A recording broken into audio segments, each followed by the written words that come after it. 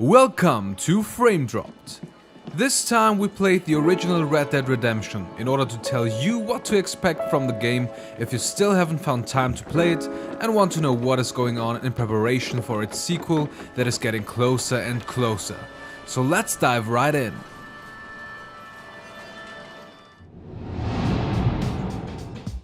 As always, let's begin with the story, and note that the gameplay you'll see has only been captured from the first couple of hours in order to avoid any spoilers.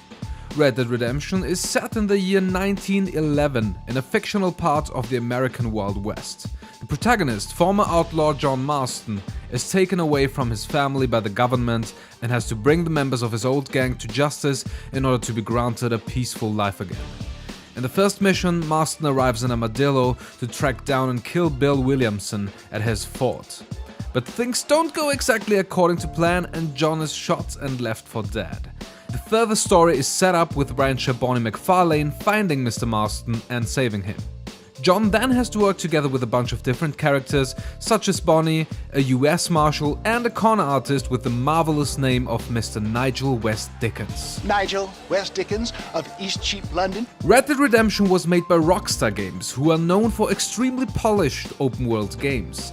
If you have played any version of Grand Theft Auto and you think that this game is basically GTA in the Wild West, well, you're basically right. The way you interact with characters, the controls, the shooting mechanics, the different missions sorted by characters on the map, the side activities and many other things remind very much of Grand Theft Auto. But although the gameplay has many similarities to GTA, don't expect the game to be Grand Theft Auto. All mechanics are carefully built around this very different world. For example, before Red Dead came out, I thought that it will basically play like GTA, but without cars, planes, populated cities and so on. And that's why I wasn't really interested. But it's really not like that. The game feels much more serious, leaned back and less fast-paced, and that just fits the atmosphere. But I hold my thought and come back to that in a bit. Now, if you have been living under a rock for forever and haven't played any Grand Theft Auto game, Rockstar is known for making open-world sandbox games. So that basically means that you have a story and objectives to fulfill, but the game tries to let you decide what to do, where to go and when to do it. The basic gameplay just consists of running, riding and shooting, and apart from stuff like the Deadass system where it lets you slow down time in order to feel like a real cowboy, it doesn't do anything that you haven't seen anywhere else. But, and now hold your horses because I'm connecting to the atmosphere bit I was talking about a bit earlier. It's the atmosphere. The best thing in Red Dead Redemption is just to ride your horse between towns and enjoy the view. And that's not because riding horses in this game is so much fun. No, the vast and empty landscapes really let you sink into that world, and that's why other GTA stuff such as faster vehicles aren't needed here. In my opinion, you notice that a game is polished if you don't want to use fast travel all the time, although the option is there. Traversal is one of the things that makes Marvel's Spider-Man such a great game, and with Red Dead Redemption, it's the overall atmosphere. So let's talk about the sandbox mechanics. What can you actually do in this game? Well, for starters, there are a couple of side activities that you can do to bet and earn money, such as playing poker or horseshoe, and you can even watch movies.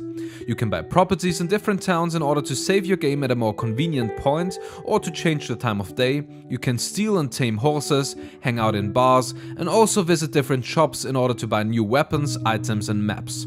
And you can also hunt and skin animals to either sell the goods or craft new outfits. Although this may sound a bit RPG-y, you don't spend a lot of time in any menus and strategizing things. There are a lot of mechanics, but you don't need to keep them all in mind, because there is no right way to do stuff. You just play and do whatever you want, but the game reacts to your actions in various different ways. Oh, there's blood on this deed, Marston. I didn't tell you to kill the poor old man.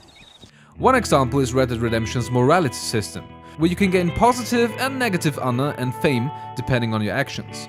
For example, if you stop a criminal, you gain honor. If you kill your opponent because you lost in a poker game, you lose honor. And it doesn't always mean that positive is good and negative is always bad. But if you have negative honor, honorable people will treat you with less respect and won't talk to or serve you. But not so honorable people will grant you other favors and vice versa. If you do a lot of bad stuff, you can also gain a wanted level. You can then use telegram stations in order to bribe judges and to get the bounty off your head. During your time in the game world, you will also come across various strangers that give you new tasks and opportunities, or try to trick you. Either way, if you are handed a task, you can generally decide how you want to do it, and again, there is no obvious wrong or right way, but it affects the overall outcome and people will react in different ways. One more thing that you should note is that Red Dead Redemption's narrative strikes a much more serious tone and is not always as silly as GTA. But it still critiques and even parodies society, politics, the criminal system, religion and philosophy. Folk is cold and heartless all their lives. To me, they gets warmer when they're actually cold and heartless. Surely that makes sense to even you. Not exactly, it don't. Are we really living anyway? Do you exist outside my mind? Maybe we're both having the same dream and when we wake up, we'll die. I certainly seem to be in some kind of nightmare. It doesn't throw it in your face, but you can draw many parallels to the world of today, although the game is set more than 100 years in the past. There have to be rules, Marston. Even you must understand that. It's easy to make up rules, but they ain't much use if people don't understand why. Like my son, if I tell him not to do something, he'll do it anyways, just to spite me. If I punish him, he resents me for it. But if I show him why it's wrong, at least he has reason not to do it again. That's nonsense. That might be a small detail, but it really rounds up the experience. So if you like open world sandbox adventures where your actions have consequences and you can do a lot of stuff, you should consider playing Red Dead Redemption. Even if you do not normally play these types of games but really like the Wild West setting, because the game does a great job of representing that time period. If you really don't like the setting at all, then you should maybe skip it and play GTA instead. But Red Dead Redemption is a highly polished and overall just good game, so even if you're not sure, you should at least give it a try. If you haven't played the game until now, tell us why in the comments below. Are you excited for Red Dead Redemption 2? If you enjoyed this video, a like and a click on the subscribe button is always appreciated. See you next time.